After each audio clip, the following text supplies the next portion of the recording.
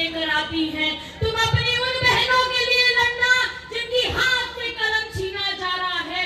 तुम अपने उन नौजवानों के लिए लड़ना जिनके हाथों में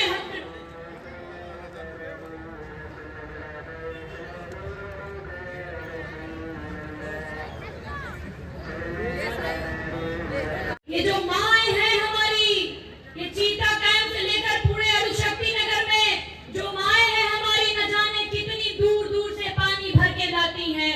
मैं वादा करती हूँ कि मेरा भाई फहद जीत के आएगा।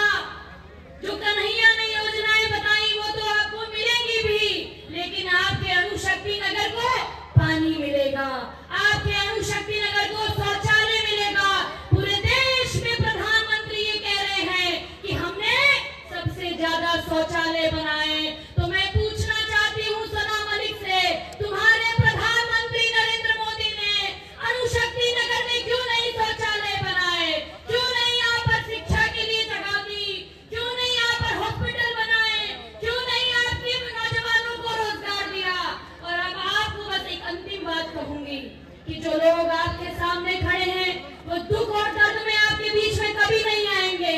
वो राजा रजवाड़े हैं, वो नवाब हैं, लेकिन ये आपकी कोख से पैदा हुआ, ये संघर्ष की कोख से पैदा हुआ फहद है जो आपके लिए लड़ेगा। और अगर आपके घर के बाहर बुलडोजर आया तो सबसे पहले सीना तान करके उस बुलडोजर का कोई सामना करेगा तो फहद अहमद होगा।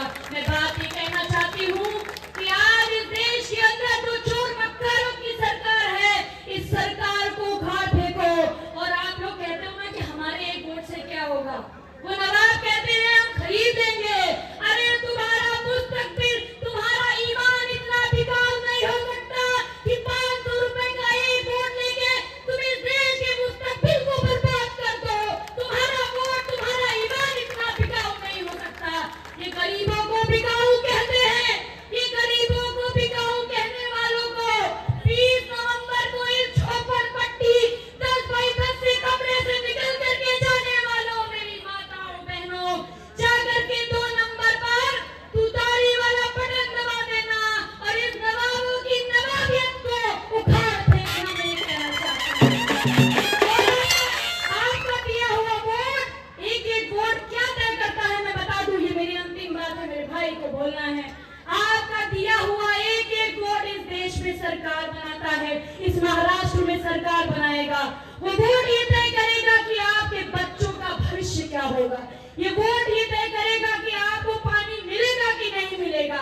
ये वोट आपको ये तय करेगा कि आपके आने वाली कौम के ऊपर जो खतरा है उसको बचाएगा कि नहीं बचाएगा।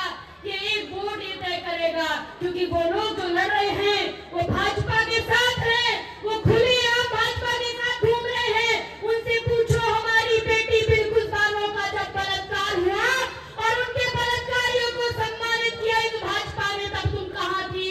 जब सीएनआरसी हुआ तब तुम कहाँ थी? जब अणुशक्ति नगर को तुम्हारी जरूरत थी तब तुम कहाँ थी? तब ये पापा की बेटी जाकर के भाजपा में सेटिंग कर रही थी पापा के लिए। अरे हम उस पार्टी से आते हैं, समाजवादी पार्टी है हमारी, हमारे आजम खान है, उनके पूरे परिवार को आज भाजपा ने किस तरह से उनका दमन किया है, उनको कुचल दिया है।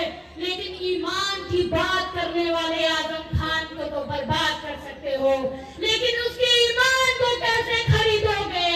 वो नवाब मलिक नहीं है जो एक ही धमकी से डर जाएगा। हमारे पास एक ऐसा ही नेता है जो आपके लिए लड़ेगा।